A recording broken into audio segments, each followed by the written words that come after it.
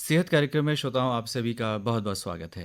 आज इस कार्यक्रम में हमारी मेहमान हैं डॉक्टर वीना कृष्णन, जो कि चिकित्सक मनोवैज्ञानिक हैं, और आज आपसे बातचीत का विषय रहेगा आत्महत्या की बढ़ती प्रवृत्ति। डॉक्टर वीना कृष्णन, बहुत बहुत स्वागत है आपका आज के इस कार्यक्रम में। नमस्कार। डॉक्टर वीना कृष्णन, मौजूदा समय में आत्महत्या के जो मामले हैं वो तेजी से बढ़ रहे हैं, और ये कोई खास वर्ग की कहानी नहीं है, बल्कि समाज के हर वर्ग से हम लोगों को देखते हैं कि वो आत्महत्या करते हैं। उसमें किसान भी हैं, उसमें बुजुर्ग भी हैं, युवा भी हैं, और अब तो बच्चे भी इस ओर प्रवृत्त हो रहे हैं। इसमें गृहस्थ भी हैं, और ऐसे भी हैं जो युवा हैं, जो अकेले हैं। तो हर वर्ग इससे प्रभावित है। आप क्या कहेंगी? ये एक्चुअली में बहुत बड़ी पैंडेमिक से भी बड़ी पैंडेमिक है, ऐसा माना जाता है हम लोगों की फील्ड में, क्योंकि इमोशंस तो सर्टेनली इसका कारण है, पर साइको सोशल फैक्टर्स बहुत बड़े कारण बन जाते हैं। और जो हमारे इंडिया का आंकड़ा है वो बहुत ही चौंका देने वाला है, और जिसमें कि इस वक्त देखा गया है कि अगर 7 लाख लोग 10% ऑफ द पॉपुलेशन वर्ल्ड की अगर सुसाइड कर रही है, अटेम्प्ट और सक्सेसफुल कर रही है उसको, तो उस वक्त 1,40,00,000 लोग सोच रहे हैं सुसाइड करने का या अटेम्प्ट कर चुके हैं। वो सक्सेसफुल हुए कि नहीं हुए ये बात अलग है, और इंडिया रिप्रेजेंट करती है 17% ऑफ द वर्ल्ड पॉपुलेशन। तो ये हमारे लिए बहुत बड़ा आंकड़ा है, और बाय 2021 ये 12% इंक्रीज़ हुआ है इस पे। और ये एक ऐसी कॉज है जो मेडिकल प्रॉब्लम, तो कोई बीमारी हो गई है तो उसमें जिस तरह का प्रोग्नोसिस होगा उस बीमारी का, उसके हिसाब से उसे बचाया जाएगा या किस तरह से इंटरवेंशन मिलेगी, पर ये तो टोटली प्रिवेंटेबल कॉज है। तो इसी तरफ ध्यान देने के लिए 10 सितंबर माना गया है वर्ल्ड में सुसाइड प्रिवेंशन डे, और ये जो मंथ है पूरा ये यूज़ किया जाता है सुसाइड प्रिवेंशन के बारे में बातचीत करने के लिए। तो मुझे बहुत खुशी है अनिल जी कि आपने आज ये टॉपिक उठाया। जी, ये विषय चूंकि बहुत चर्चा में है और ये महा भी है, तो ये बहुत ही सामयिक विषय हो जाता है। हम जानना चाहेंगे इसके पीछे प्रमुख कारण क्या मानते हैं चिकित्सक मनोवैज्ञानिक? देखिए, जैसे मैंने बताया कि इसमें इमोशनल कारण तो ज़रूर है, और इमोशनल कारण में सबसे बड़ी चीज़ क्या हो जाती है, जो हमारे लैक ऑफ अवेयरनेस है मेंटल हेल्थ के इश्यूज़ को लेकर के। तो डिसऑर्डर्स को हम नहीं समझते, उसके लक्षण को नहीं समझते, उसके पहचान नहीं होती साइन एंड सिम्टम्स की। और दूसरा जो स्टिग्मा होता है कि मेडिसिन लेना है नहीं लेना है ना, उसकी आदत पड़ जाती है दवाई लेने की, तो हम पेशेंट के ऊपर बहुत प्रेशर बनाते हैं, या परिवार के ऊपर बहुत प्रेशर रहता है दवाई छोड़ने का। तो जब दवाई छूटती है तो फिर रिलैप्स होता है उस बीमारी का, तो उसमें भी फिर ये चांसेस बढ़ जाते हैं। कुछ पॉपुलेशन ऐसे हैं जो हाई रिस्क हैं। हाई रिस्क पॉपुलेशन वो लोग हुए जो अल्कोहल की ज़्यादा यूज़ करते हैं, ड्रग्स की यूज़ करते हैं, डोमेस्टिक वायलेंस है जिन घरों में, तो वो लोग हाई रिस्क की पॉपुलेशन हो जाते हैं। दूसरा फिर जैसे कहना चाहिए कि अगर घर में लीथल वेपन्स की अवेलेबिलिटी है, WHO bar bar point out करती है कि availability of the lethal weapons, या वो सामग्री जिससे कि लाइफ जल्दी से एंड, क्योंकि गुस्सा आया, आपका दिमाग ख़राब हुआ उस मोमेंट के लिए, और आपके पास वो चीज़ मौजूद है, तो सोचने का वक्त नहीं होता आपके पास, फिर आप कुछ ऐसी चॉइस ले लेते हैं, उसको फेटल कर देते हैं। बहुत सारे कारण जैसे आपने बताया, अनएम्प्लॉयमेंट है, डेली वेजर उनकी संख्या बहुत ज़्यादा, क्योंकि अनसर्टेनिटी रहती है। फार्मर्स की अगेन स्टेटिस्टिक्स 6% के करीब है, जो काफ़ी रिड्यूस भी हुआ है अभी। तो इसमें अनएम्प्लॉयड लोग भी अबाउट 8% है। जिसका मतलब कि आर्थिक समस्या ज़्यादा है। आर्थिक समस्या मेन कारण निकल के आती है। अब उसमें फैमिली प्रॉब्लम्स भी 33% होल्ड करती है रोल। फैमिली प्रॉब्लम्स में मैरिटल रिलेशनशिप ख़राब है, बच्चों का आपस में पेरेंट्स के साथ रिलेशनशिप ख़राब है, और लव अफेयर हो गया, ब्रेकअप हो गया, नहीं हैंडल हो रहा है, या फिर घर वाले नहीं मान रहे हैं। रिश्तों में टकराव भी एक कारण है, बहुत बड़ा कारण है। रिश्ते तो मेंटल हेल्थ के साथ हमेशा एसोसिएटेड है, लाइफ की क्वालिटी ख़राब कर देती है। लॉन्ग टर्म स्ट्रेस तो आपको अदर बीमारी भी देगा, और डिप्रेशन तो ज़रूर लेके आता है। रिश्ते अगर ठीक नहीं है तो बैंकरप्सी हो गई, या कोई ऐसा जैसे आजकल ट्रोलिंग हो रही है ऑनलाइन, तो किसी को बहुत बेइज्जती महसूस हुई उस बात से जिसके बारे में उनका मजाक बनाया गया, या हैरेसमेंट हुआ उनका, या फिर किसी तरह का कोई इस तरह से ट्रैप करके, हनी ट्रैप जिसको कहते हैं, तो उसमें कोई फीमेल होती हैं जो आपकी वीडियो बना लेती हैं, फिर उसको ब्लैकमेल करने की आपको धमकी आती है। तो कई लोग इस तरह से ट्रैप में फंस जाते हैं, और फिर उन्हें रास्ता नहीं समझ में आता है, तो घबराहट के मारे फिर इस तरह के चॉइसेस, ये भी इंसिडेंट्स बहुत सारे आए हैं हम लोगों के सामने। हम एक एक कर बात करते हैं, खासतौर से जब हम मानसिक स्वास्थ्य की स्थिति और लंबी बीमारी की बात करते हैं, तो हम देख रहे हैं कि डिप्रेशन एक बहुत बड़ा कारण है जो आम लोगों में देखने को मिलता है। वन ऑफ द कारण है, और डिप्रेशन तो बहुत ट्रीटेबल, मैनेजेबल, बहुत कॉमन बीमारी है साइकेट्री में। पर अनफॉर्चुनेटली क्या होता है कि हम उसके साइन एंड सिम्टम्स को नहीं पहचानते और उसको सीरियसली नहीं लेते, तो वहाँ प्रॉब्लम हो जाती है। उससे ज़्यादा इंपॉर्टेंट है कि साइकोटिक बीमारियाँ हैं, जैसे कि स्किज़ोफ्रेनिया है, तो उसमें हेलुसिनेशंस होते हैं। तो ऑडिटरी हेलुसिनेशन मान लो किसी को हो रहा है, आवाज़ें कुछ कह रही हैं उसे, तो आवाज़ें जो कहेंगी वो उसको करने के लिए मजबूर हो जाता है पेशेंट उस वक्त। या डेल्यूशंस हो जाते हैं, जो फर्म अनशेकेबल बिलीफ है, मतलब इतनी यकीन के साथ वो सोच आती है कि उसके ऊपर अमल कर जाते हैं। ऐसे पास्ट में बहुत सारे इंसिडेंट्स मीडिया में भी आए हैं सामने कि इस तरह की दुर्घटना घर में हुई है जिसमें कि सब लोगों ने उस कॉमन बिलीफ के ऊपर एक्ट कर लिया। तो एक टर्म इस्तेमाल होती है आमतौर पर, स्ट्रेस बहुत ज़्यादा है और डिस्ट्रेस, इसके बीच में थोड़ा अंतर बताएं हमारे श्रोताओं को। स्ट्रेस तो रहेगा लाइफ में, स्ट्रेस तो आपके बेस्ट पोटेंशियल को बाहर लाता है।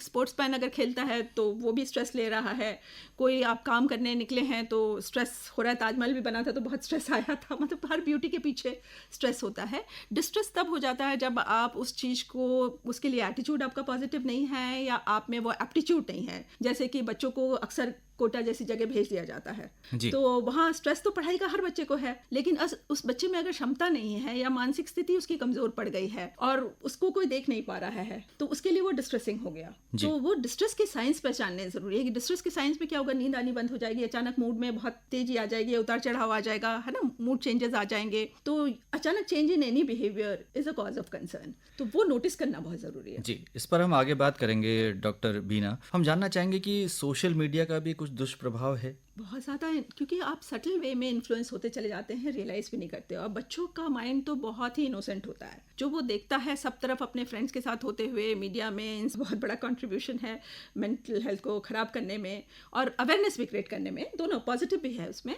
तो अब बच्चे बहुत जल्दी इन्फ्लुएंस हो जाते हैं अगर वो बार बार डार्क चीज़ें देख रहे हैं, जो अब बच्चे बाई चॉइस डार्क साइड्स पे जाते हैं और वहाँ फिर वो चीज़ें ग्लैमराइज हो जाती हैं। जब वो ग्लैमराइज हो जाती हैं तो आपका ब्रेन उसको एक पॉजिटिव तरीके से पकड़ लेता है, वो आपके बिहेवियर में ट्रांसलेट हो जाता है, उसको रियलाइज़ भी नहीं करते बच्चे। सेल्फ हार्म इसी वजह से बहुत ज़्यादा बढ़ भी गया है। कुछ फिल्में ऐसी आ गई हैं जो बच्चों के बहुत ईजिली सर्कुलेशन में है, उन्हीं की एज के ऊपर बनी हुई है, उनकी कॉलेज लाइफ के ऊपर बनी हुई है, तो वहाँ वो इस चीज़ को देखते हैं तो उन्हें नॉर्मलाइज कर देते हैं कि ये नॉर्मल है, ये होना नॉर्मल है। तो वहाँ पे फिर वो उनके अंदर वो बिहेवियर फिर नजर आने शुरू हो जाते हैं। जी, जैसे आपने कहा कि डार्क साइड है, हम देखते हैं कि वो लोग सोशल मीडिया पे एक्टिव रहते हैं जिनका कोई फोकस नहीं है। ज़रूरी नहीं है, काम से भी जाते हैं लोग। और बहुत दफ़े देखिए, सोशल मीडिया तो इंटरेक्शन के लिए, सोशली कनेक्ट होने के लिए है, और सोशली कनेक्ट होने के लिए इंटरनेट पे कौन जाएगा जिसके रियलिटी में कोई कनेक्शन नहीं है। सबसे पहली चीज़ तो यहाँ ये समझना बहुत ज़रूरी है कि उसके पास कोई दूसरा ह्यूमन उसकी लाइफ में नहीं है। हाँ, यही मैं कहना चाह रहा था। जी, तो अगर वो इतना लोनली फील कर रहा है और आइसोलेटेड फील कर रहा है, तो ये रिस्पॉन्सिबिलिटी किसकी है?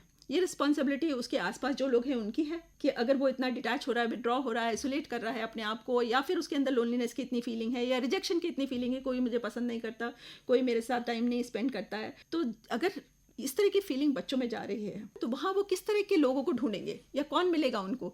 जो ऐसे वनरेबल लोगों को टारगेट करना चाहते हैं वो लोग बैठे हुए हैं, तो वो उनका विक्टिम बनेगा। दूसरी बात ये बहुत इंपॉर्टेंट है कि उसी के जैसे वनरेबल लोग मिलेंगे तो उसकी कोई डेवलपमेंट या ग्रोथ नहीं होगी, वहाँ पे वो और कमज़ोर बन जाएगा मानसिक रूप से। तो ये चीज़ हमने अपने एक्सपीरियंस में बहुत देखा है। संयुक्त परिवार और एकल परिवारों में क्या अंतर आप देखती हैं, और इससे जुड़े जो बच्चे हैं, ख़ास तौर से जब एकल परिवार है उसमें भी माता पिता कामकाजी हैं और बच्चों को समय नहीं दे पा रहे हैं, तो उनके विकास में भी फर्क पड़ता है, खासतौर से उनके मानसिक स्वास्थ्य पर? पड़ता है, मानसिक स्वास्थ्य पे तो बहुत पड़ता है। देखिए, अगर सबके पास अपना सेंस ऑफ पर्पस है, बच्चे भी अपने लाइफ से जुड़े हुए हैं कि उन्होंने क्लास में जो समझा है उसका होमवर्क खत्म करना है और पेरेंट्स के आने तक उन्हें ये काम करके रखना है, तो वहाँ एक बहुत अच्छा रूटीन बना हुआ है, तो वहाँ अगर बच्चे अकेले भी हैं तो कोई ज़्यादा फर्क नहीं पड़ता। लेकिन बच्चे जहाँ भटके हुए हैं या कन्फ्यूज हैं इमोशनली, तो वहाँ पे इस गैप का बहुत डेंजरस एक है ना गैप आ जाता है, जिसमें कि बच्चे फिर इसी तरह से साइड्स पे चले जाते हैं या फिर गलत लोगों की संगति में पड़ जाते हैं। वहाँ जॉइंट फैमिली का सपोर्ट तो बहुत इंपॉर्टेंट हो जाता है, क्योंकि बेस्ट सुपरविजन किसका है? अगर पेरेंट्स नहीं है वहाँ तो ग्रैंड पेरेंट्स का है, और ग्रैंड पेरेंट्स फिर उनको ना ही सुपरवाइज करते हैं, मॉरली भी है ना, ग्रूमिंग भी उनकी हो जाती है, साइकोलॉजिकल ग्रूमिंग भी हो जाती है। जॉइंट फैमिली में दूसरा बहुत बड़ा एडवांटेज ये है कि अगर आपके पेरेंट्स के साथ रिलेशनशिप उतनी अच्छी नहीं है, उनसे आप नहीं बहुत सारी अपनी बातें मन की कह पाते हैं, तो घर में कोई ना कोई और मिल जाता है जिसके साथ आप अपनी बातें कह पाते हैं। जैसे चाचा के साथ हो गया या बुआ के साथ हो गया या मामा के साथ हो गया, तो आपके पास कुछ लोग होते हैं जिनके साथ आप अपने मन की बात करें, तो वहाँ वो पता चल जाता है बच्चा किस स्टेट ऑफ माइंड में है और उसकी सेंसिटिविटी का, टेम्परामेंट का ख्याल रखें, फिर उस तरह से हैंडल कर दिया जाता था। डॉक्टर बीना कृष्ण, क्या हम बच्चों को लाइफ स्किल सिखा रहे हैं? बिल्कुल नहीं बहन, यही कमज़ोरी है पेरेंटिंग की कि एक ह्यूमन ही है जो अपने बच्चे को इंडिपेंडेंट होने से रोकता है। बाकी सारे जानवर अपने बच्चे को जितनी जल्दी हो इंडिपेंडेंट बनाने की कोशिश करते हैं कि वो आत्मनिर्भर बन जाए और अकेले वो सर्वाइव कर पाएँ। और हम इतना ओवर प्रोटेक्शन दे देते हैं, कंट्रोल दे देते हैं या पैम्पर कर देते हैं कि अगर मैं वर्किंग हूँ और मुझे गिल्ट हो रहा है तो मैं उसको अच्छी अच्छी चीज़ें दिला के और उसको खुश रखने की कोशिश। तो खुश रखने से बच्चा स्ट्रांग नहीं होता। उसे ना भी सुनना चाहिए, लाइफ में चैलेंजेस कैसे लेना है वो सीखना चाहिए, कैसे वो हैंडल करे अगर कुछ गलत हो रहा है, माँ बाप के स्ट्रेस में वो कोऑपरेट करे, सपोर्ट दे, वो होता है। तो बहुत दफ़े क्या होता है इसमें कि बच्चे डिस्कनेक्ट होकर अपने नीड परसिस्टेंट बिहेवियर की तरफ चले जाते हैं। और वहाँ फिर जब वो इंडिपेंडेंटली कॉलेज में आते हैं, घर तक तो आपने संभाल दिया उनको जैसे भी, अब जब वो कॉलेज में आते हैं तो उनके पास वो स्किल्स बिल्कुल नहीं होती और यही बच्चे सबसे ज़्यादा वनरेबल हो जाते हैं, सर्वाइव नहीं कर पाते और अच्छा भी नहीं कर पाते कॉलेज में। आपने आरंभ में चर्चा की थी कि हम उन परिवर्तनों को पहचानें, ख़ास तौर से व्यवहार संबंधी जो परिवर्तन है, जो हमें ये बता पाएँ कि कोई व्यक्ति आत्महत्या की ओर प्रवृत्त हो रहा है। तो इसमें जो परिचित हैं और अभिभावक हैं उनकी बहुत बड़ी भूमिका हो जाती है कि वो इस स्किल को पहचानें। बहुत बड़ी रिस्पॉन्सिबिलिटी हो जाती है क्योंकि सबसे पहले साइन एंड सिम्टम्स कौन देखेगा, चेंज इन बिहेवियर कौन नोटिस करेगा, जो घर में है वो देख पाएंगे। और घर में अगर बहुत ज़्यादा कहना चाहिए ईगो इन्वॉल्व हो गया है या बहुत ज़्यादा डिसिप्लिन पे फोकस है और सभी अपने अपने इमोशनली कंफ्यूज्ड हैं तो ये साइंस बहुत इजीली मिस हो जाते हैं। कई दफ़े बच्चे बहुत या कोई भी इंसान जो इस तरफ जा रहा है वो इस तरफ क्यों जाता है, क्योंकि उसे नहीं लगता कि उसकी किसी को ज़रूरत है या वो किसी तरह का कुछ पर्पसफुली कुछ दे पाएगा समाज को या अपने फैमिली पे, वो बर्डन है। जब उसके अंदर ये ख्याल आ जाता है और इस ख्याल को कहीं ना कहीं वो कहता है कि मैं ऐसा करने वाला हूँ या मैं ऐसा कर दूंगा या मैं तो अगर कोई ऐसा कह रहा है कि वो अपनी जान लेगा तो उसको लाइटली ना ले, ना ही उसे चैलेंज करें कि तू ऐसे हमें डराता रहता है। बहुत दफ़े हम कहते ले चक्कू अब कर ले, आज ख़त्म कर। तो इस तरह की ये बेवकूफ़ियाँ नहीं करें। अगर वो उसमें साइंस नज़र आने की वो बहुत चुप होने लग गया है या बहुत ज़्यादा गुस्सा करने लग गया है, एक्सट्रीम बिहेवियर्स जो उसके व्यक्तित्व से अलग बिहेवियर्स हैं वो नज़र आने लगते हैं। और हाई रिस्क में अगेन यहाँ पे एक साइन बहुत ईजिली मिलता है कि किसी ने पहले से अटेम्प्ट किया हो, उनका खास टेंडेंसी है उसमें। हाँ, टेंडेंसी भी नहीं है कि अगर उसने पहले एक अटेम्प्ट किया है और वो सक्सेसफुल नहीं हुआ तो इसका मतलब ये नहीं था कि वो कमज़ोर था, वो करना नहीं चाहता था, वो हमें डराना चाहता था। इसका मतलब ये नहीं है। यहाँ पे आपकी बात सही है कि वो टेंडेंसी है उसके अंदर तो वो दोबारा अटेम्प्ट कर सकता है। और घर में अगर कुछ क्राइसिस हुई है या कोई स्ट्रेस आया है तो एटलीस्ट 2 दिन 3 दिन मॉनिटर करना बहुत ज़रूरी है। अभी एविडेंसेस ये आ रहे हैं कि अगर कुछ भी क्रिटिकल हुआ है बच्चे के लाइफ में, ब्रेकअप ही हो गया या हमें कुछ और उसके फेल हो गया वो, तो 1.5 से 2 दिन 3 दिन का टाइम बहुत ही क्रूशियल है कि उसको ऑब्जर्वेशन में रखें, उसको सपोर्ट करें, उसको इनकरेज करें, एक्सेप्ट कराएं उससे वो चीज़ और रिएक्ट ना करें। तो failure is just a situation at that time, success तो उसके बाद आ ही जाती है। तो अगर वहाँ पे एंड हो गया तो सब गलत हो जाएगा। तो बहुत दफ़े हमें बस यही कि पेरेंटिंग में कंपैरिजन ना करें, किसी और बच्चे से बिल्कुल कंपैरिजन नहीं करना चाहिए अपने बच्चों की, और उसके लाइफ स्किल सिखाने पे ज़रूर इनकरेज करें। इन बिहेवियर्स को जो डिस्कस किया गया उसे मॉनिटर करें, उसको नोटिस करें एंड सपोर्टिव और गुड लिसनर बने और अपने रिश्तों में कनेक्शन ज़रूर बना के रखें। एक मनोवैज्ञानिक होने के नाते किस तरह की सलाह आपकी है, क्या सुझाव है? क्या हमें अपनी जीवन शैली में परिवर्तन करना होगा? क्योंकि हम देख रहे हैं कि ना तो लोग समय से सो रहे हैं ना उठ रहे हैं। बिल्कुल, ये तो सबसे बड़ी बात बोली आपने। ये बहुत ही इम्पॉर्टेंट है क्योंकि अगर हम नींद नहीं लेंगे और रात तक हम अगर स्क्रॉल कर रहे हैं और लाइट परसेप्शन, तो अगेन रिसर्च जो हो रहे हैं कंटिन्यूसली इन फील्ड्स में वो बता रहे हैं कि एक बहुत इंपॉर्टेंट केमिकल है जो अच्छेपन की फीलिंग को मेंटेन करता है, डोपामाइन, उसका बनना बंद हो जाता है। और क्योंकि उसका बनना बंद हो गया तो मोटिवेशन ख़त्म हो जाता है। मोटिवेशन ख़त्म हो गया तो आपकी इच्छा कुछ भी करने की ख़त्म हो जाती है। आपको किसी चीज़ में इंटरेस्ट लेने में बहुत एनर्जी लगानी पड़ती है और हर छोटा गोल भी बहुत बड़ा नज़र आने लगता है। ये सारे सिम्टम्स डिप्रेशन से मैच करते हैं। तो आप डिप्रेशन की तरफ अपने ब्रेन को आपने तैयार कर दिया है कि अब वो डिप्रेस्ड ही रहेगा। तो लाइफस्टाइल में चेंजेस में गुड स्लीप एटलीस्ट आपको कोशिश करनी चाहिए, न्यूट्रिशियस डाइट कोशिश करनी चाहिए, एक्सरसाइज का बहुत बड़ा रोल है मेंटल हेल्थ को प्रमोट करने के लिए, ये सिर्फ फिजिकल हेल्थ के लिए ज़रूरी नहीं है। तो अच्छी लॉन्ग वॉक लें, स्ट्रेचिंग एक्सरसाइजेस करें, योगा करें, मेडिटेशन करें, अपने को डिस्ट्रेस रहने के लिए कुछ बिहेवियर्स को अडॉप्ट करें जी। और कनेक्शन, स्पिरिचुअल कनेक्शन भी जो कहते हैं ना, जो लोग लोगों से मिलते जुलते रहते हैं, स्पिरिचुअली कनेक्टेड रहते हैं, वो उनके पास भी एक ये बहुत अच्छा प्रोटेक्टिव सपोर्टिव सिस्टम होता है जी। कि वो बचे होते हैं फिर इन सब चीज़ों से, जी। मेंटल हेल्थ इश्यूज से। डॉक्टर बीना, सॉल्यूशन ओरिएंटेड थेरेपी क्या है? देखिए उसमें है कि देखिए हम सब लोग बहुत दफ़े कुछ भी गड़बड़ हो जाए तो हम किस चीज़ पे फोकस करते हैं, हम सिर्फ प्रॉब्लम पे फोकस करते हैं। जी। सोल्यूशन वही होता है, अगर हम काम डाउन हो जाए तो सोल्यूशन वही होता है। आपका माइंड नहीं सोच पा रहा है तो आप किसी से हेल्प ले लीजिए, किसी फ्रेंड से भी आप बात करेंगे। तो ऐसे आपके लाइफ में 2-4 लोग होने चाहिए जिनके साथ आप कनेक्ट कर पाएँ।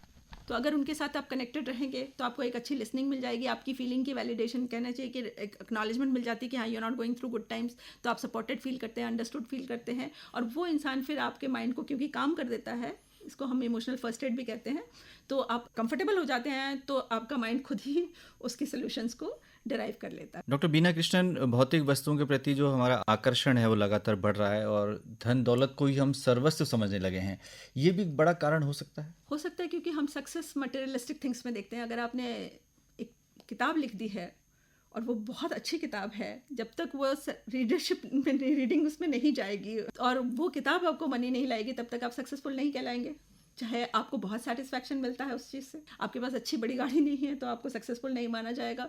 तो कंफ्यूज हैं हम लोग अभी कि सक्सेस किस चीज़ को समझें हम लोग, है ना। तो जितना हम ये आर्टिफिशियल चीज़ों को चेस करेंगे तो उतना हम अपने सेल्फ अवेयरनेस और अपने आप से कनेक्शन लूज कर जाते हैं, क्योंकि स्ट्रेस भी बढ़ाएंगे आप। डॉक्टर बीना कृष्णन, हम व्यक्तिगत तौर पर और पारिवारिक तौर पर ये जिम्मेदारी निभा सकते हैं, लेकिन समाज की भी एक बहुत बड़ी भूमिका होती है जिसमें खास तौर से मनोरोगों के प्रति जो जागरूकता है उसकी बहुत कमी हम देखते हैं। देखिए, जहाँ तक देखा गया है कि चाहे मेडिकल कॉलेज में जाएं आप, none of the doctors, none of the professor, nursing department, किसी को भी सुसाइड प्रिवेंशन की ट्रेनिंग नहीं मिलती। टीचर्स जो हैं, प्रोफेसर जो हैं कैंपस पे इतने वनरेबल पॉपुलेशन को, क्योंकि 15 से 29 ईयर्स की जो एज है, मैक्सिमम सुसाइड उसी एज में होता है। तो ये स्कूल से, मतलब आप समझिए कि मिडिल स्कूल क्रॉस करने के बाद ये पॉपुलेशन वनरेबल हो जाती है। तो इसको कहते हैं गेट कीपर्स ट्रेनिंग। तो अगर ये इसके बारे में हम जानकारी नहीं रखेंगे, एक समझ नहीं रखेंगे, एक सोच नहीं रखेंगे और उसको डिस्कस करने में हम एक तरह से स्टिग्मा फील करेंगे, तो हम बहुत ज़्यादा कम्युनिटी वाइज नहीं हेल्प कर पाएंगे, क्योंकि इस टॉपिक को हम हमेशा ब्रश साइड कर देते हैं कि मेंटल हेल्थ भी कोई बहुत इंपॉर्टेंट चीज़ है। अभी जो आंकड़ा आया है वो ये कहता है कि जो आत्महत्या करते हैं उसमें 50% से अधिक घरेलू महिलाएं हैं। बढ़ा है, संख्या उसमें बहुत इंपॉर्टेंट है। और ये भी अगेन क्योंकि उनकी मेंटल हेल्थ को कोई इतना इम्पोर्टेंस नहीं देता। दूसरा, उसमें एक रीज़न ये सामने आया है कि डोमेस्टिक वायलेंस की जो भी लेडी जिसे सुसाइड करती है उनकी हिस्ट्री ली जाए तो वो डोमेस्टिक वायलेंस से पीड़ित होती हैं। जी, तो घरेलू हिंसा एक बहुत बड़ा कारण है। बहुत बड़ा कारण निकल के आता है और इसमें हाउसवाइफ्स की जो साइड से जो डेथ की बात होती है वो बहुत इंपॉर्टेंट डेटा है। तो ये अलार्मिंग है। अलार्मिंग है और इससे ज़्यादा मेल्स का भी है, क्योंकि देखिए एडोलेसेंट और मेल्स नंबर 1 पे हैं जी। अभी भी, मतलब नंबर 2 पे ही फीमेल के सुसाइड को माना जाता है, क्योंकि वो इतना लीथली प्लान नहीं करती हैं, तो वो सक्सेस रेट नहीं है, वहाँ अटेम्प्ट्स ज़्यादा होते हैं। तो डॉक्टर बीना कृष्णन, अंत में आप क्या कहना चाहेंगी हमारे श्रोताओं से जो आपको देखिए, ये हम लगातार सब, सुन रहे हाँ हैं? बिल्कुल सही, ये हम सब की रिस्पॉन्सिबिलिटी है। ये सिर्फ हेल्थ डिपार्टमेंट की या साइकेट्रिस्ट की या क्लिनिकल साइकोलॉजिस्ट की रिस्पॉन्सिबिलिटी नहीं है, ये एवरी इंडिविजुअल, जिसमें कि वो बच्चे खुद अगर सेल्फ अवेयरनेस रखें और लाइफ से स्ट्रेस को कैसे डील करना है उसके लिए पॉजिटिव अप्रोच रखें और अपने फेलियर्स को पॉजिटिव नज़रिए से देखें कि इट्स जस्ट अ सिचुएशन जो हम ओवरकम करके सक्सेस इसी के पीछे छुपा हुआ है, क्योंकि ये जो हुआ है अभी वो किसी कारण से हुआ है, वो उस कारण को समझ के अगले बार अपने आप को बेटर मैनेज करें। तो अगर हम सब अपनी अपनी जिम्मेदारी लें तो इट इज़ अ कॉज जो कि 2030 तक माना गया है कि इसको रिड्यूस करना है, और इंडिया की बहुत बड़ी जिम्मेदारी है क्योंकि हम वर्ल्ड में डेटा काफ़ी कंट्रीब्यूट कर रहे हैं सुसाइड को ना प्रिवेंट करके। तो ये बहुत बड़ी सबकी जिम्मेदारी है कि we should all and specially parents. अभिभावकों की बहुत महत्वपूर्ण भूमिका है, क्योंकि हम देख रहे हैं कि कई कोचिंग इंस्टीट्यूट्स ऐसे जो स्थान है जहाँ पर ये प्रवृत्ति बढ़ी है, तो इसका मतलब कहीं ना कहीं अभिभावकों की जो अपेक्षा है वो ज़्यादा है और ऐसे में कई मासूम जिंदगियां बर्बाद हो गई हैं और असमय वो हमें छोड़कर चली गई हैं। तो डॉक्टर बीना कृष्णन आज आप आईं और आपने जो महत्वपूर्ण सुझाव हमारे श्रोताओं को दिए उसके लिए आपका बहुत बहुत आभार, बहुत बहुत धन्यवाद।